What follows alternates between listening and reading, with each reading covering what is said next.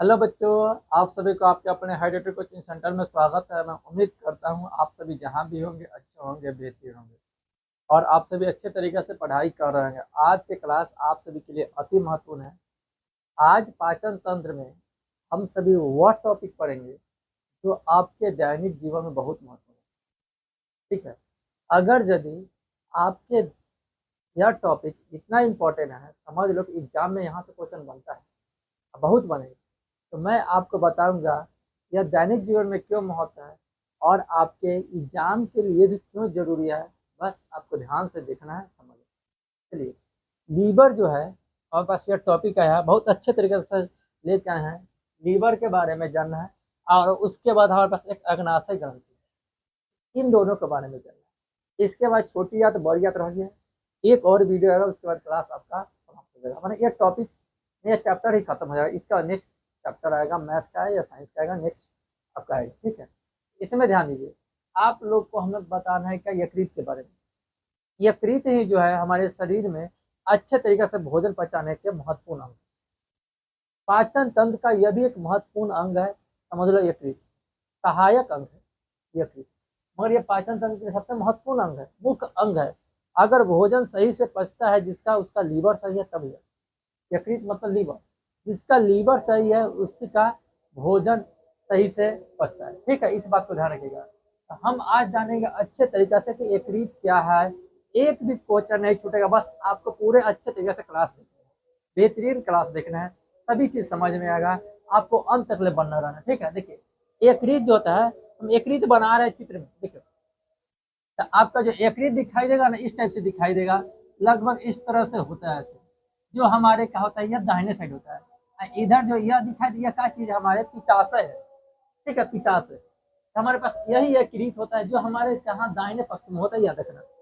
हमारे जो अमाशय, अमाशय के दाएं पक्ष में आ जाता है हमारा यकृत। ठीक है, यकृत के बारे में सब चीज जानेंगे।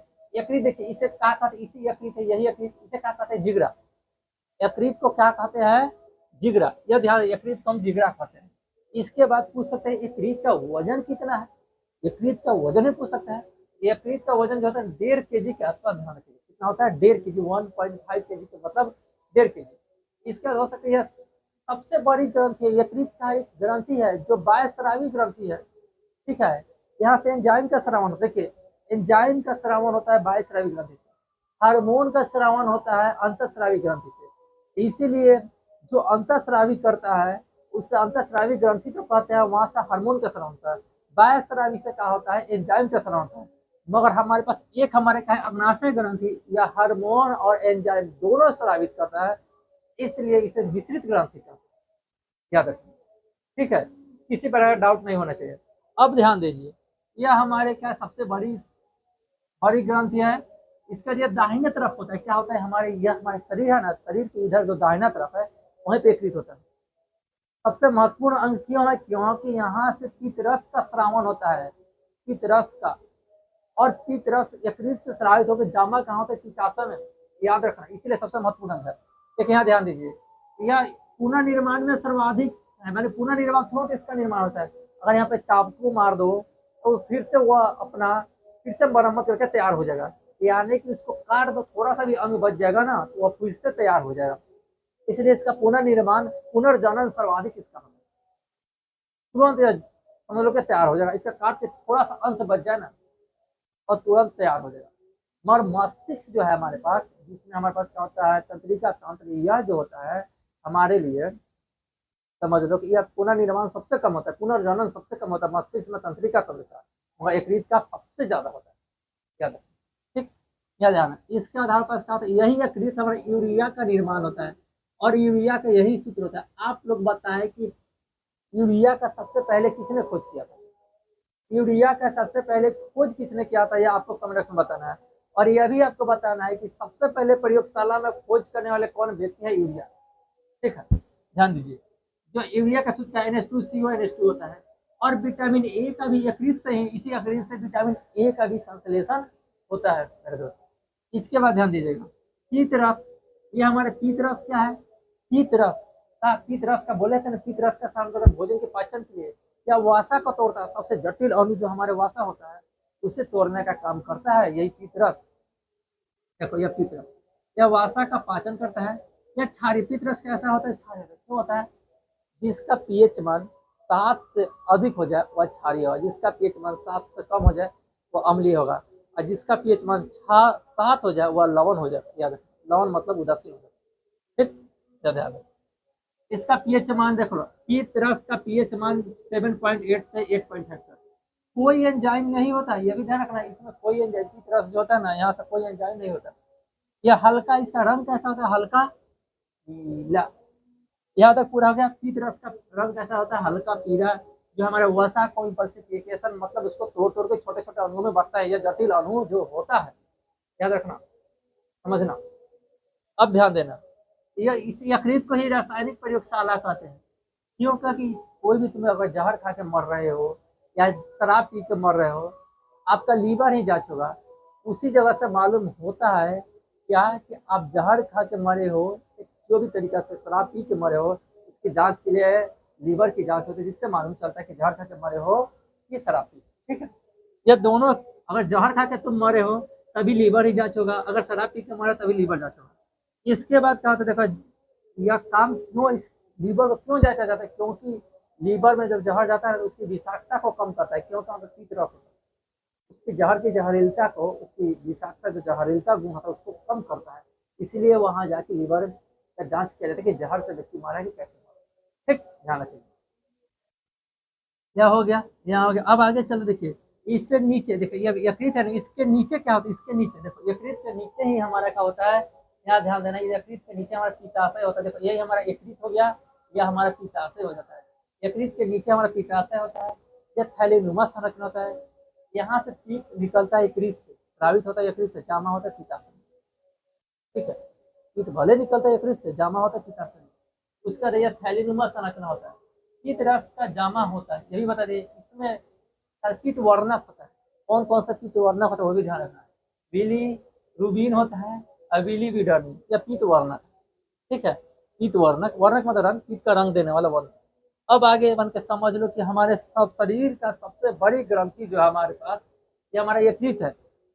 इसकी जानकारी ले लिए, पढ़ लिए अच्छे से, एक भी क्वेश्चन अब नहीं छूटा, इस बात को ध्यान रखना। यकृत से क्वेश्चन जैसा भी है आप बना लोगे, या किसी भी लेवल का एग्जाम है तुम बना लोगे, यकृत का एक भी क्वेश्चन है। अब आगे चलता है अग्नाशय ग्रंथि। अग्नाशय ग्रंथि से भी एक भी क्वेश्चन नहीं छूटेगा, ध्यान रखना। पित्त क्या करता है? पित्त हमारे यहाँ क्या होता है? पित्त, ये हमारा पित्ताशय होता है, पित्ताशय होता है ना। यकृत पढ़ लिए। अब हमारे अग्नाशय ग्रंथि, जैसे यकृत जो हमारे पास बाह्य स्रावित ग्रंथि है, यानी कि एंजाइम का स्रावित करता है, उसी प्रकार से यह अग्नाशय भी बाह्य स्रावी के साथ साथ मिश्रित भी है, यानी कि बाह्य और अंतःस्रावी दोनों करता है, इसलिए इसे मिश्रित करते हैं। ठीक है, यह बाह्य स्रावी भी एंजाइम स्रावित करता है, हार्मोन का भी स्राव करता है। दो काम करने के कारण इसे मिश्रित करता है, यह बिचवा है। और यह सबसे बड़ी मिश्रित ग्रंथि है, इस बात को भी याद रखना, यह सबसे बड़ी मिश्रित ग्रंथि। चलिए, अंतर एवं बाह्य स्रावी सबसे बड़ी मिश्रित ग्रंथि है। श्रावण जो होता है, बताओ ये कौन क्या चीज का श्रावण होता है? इंसुलिन का। इंसुलिन या हार्मोन है, कर दिया ना हार्मोन का श्रावण। जब हार्मोन का श्रावण अंतःस्रावी, एंजाइम का श्रावण बाह्य स्रावी, ये दोनों स्रावी मिश्रित ग्रंथि। तो हार्मोन का श्रावण होता कहाँ है, यह भी बता सकते हो? हार्मोन का श्रावण, तो हार्मोन का श्रावण होता है लैंगरहैंस द्वीप का, लैंगरहैंस द्वीप का से।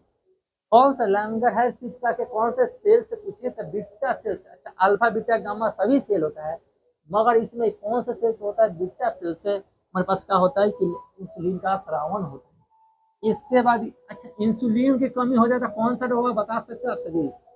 इसकी कमी से मधुमेह रोग। कौन सा रोग? मधुमेह रोग। यह बता, मधुमेह रोग जाता है। मधुमेह दिवस कहीं मनाते हैं? 14 नवंबर को मधुमेह दिवस बना, मधुमेह दिवस 14 नवंबर को, इसको भी याद रखना। आगे चलते, यह रक्त में ग्लूकोज की मात्रा को नियंत्रित। अगर शरीर में किसी प्रकार से ग्लूकोज यानी कि चीनी की मात्रा ज्यादा हो जाए तो ऑटोमेटिक है कि क्या होगा? वो शुगर बीमारी से, चीनी की बीमारी जिसे कहते हैं, वह हो जाएगा।